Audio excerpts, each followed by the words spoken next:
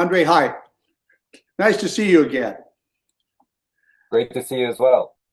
Um, I'd like to start off, if we could. You and I have had a lot of conversations on the way most people write thrillers and the settings for them, and both of us have a really strong background in international travel, international affairs, business, and so forth. And I'd like to start with just a conversation about how your upbringing, beginning in Senegal and around the world, and then your business career has led you into your writing and the kind of stories that you write. Sure. Um, I because my dad was an executive for an airline. We ended up spending several years in different places, and through that chance, I was born in Senegal, West Africa, and then we lived several years in India, then in Switzerland, then in the UK, and then I moved to the US when I was 15. So it was an interesting journey, but I think living abroad just makes you want to see more of the world. So I've continued, my path through a lot of travel, spending a significant amount of time in various countries, both for work, for education, and also for fun.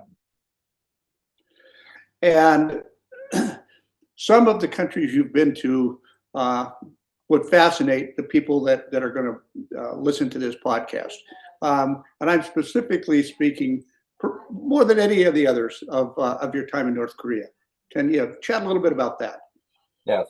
So I that was in 2009 when the father of the current ruler, Kim Jong-un, was in power, Kim Jong-il. Um, so I stayed a week in North Korea, most of the time in Pyongyang, but then 2 days elsewhere in the south, including Kaesong, and a full day at the DMZ on the communist side. So, and what drove me to go there was really, yes, content for a future book, but really just to be curious and seeing, what life was really like, at least as much as we could see on the ground. Um, and yes, we are, we're segregated from regular society. We're not able to meet many people in person, the average person on the street, but still get to see a lot of North Korea, even though you have minders with you at all times. Your itinerary is well planned and cannot deviate. In the evenings, you are essentially in a hotel in the middle of the island, in the middle of the river, and you can't leave until the next morning tour starts.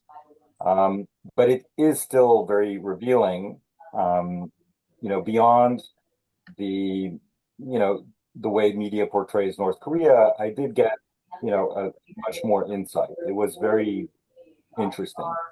And I've reflected on that in my book, The Pyongyang Option, that was published in 2019. And as you'll agree, and you've traveled so much yourself, being in a location in person is very different than researching it via books online or Google Maps, right? It does give you a lot more perspective, right? It does that.